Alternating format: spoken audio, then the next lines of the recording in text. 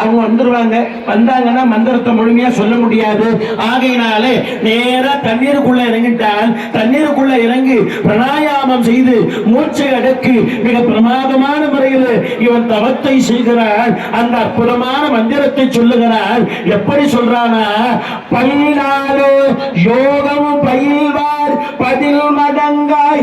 காலங்காலமா யோகம் செய்வார்களே அவங்களை காட்டிலும் இந்த துரியோதன் இப்போது மிக அற்புதமான யோகத்தை செய்கிறான். மிக அற்புதமான முறையில் இந்த மந்திரத்தை சொல்லுகிறான். இதுவரைக்கும் யாருமே இந்த மாதிரி பண்ணிருக்க முடியாது.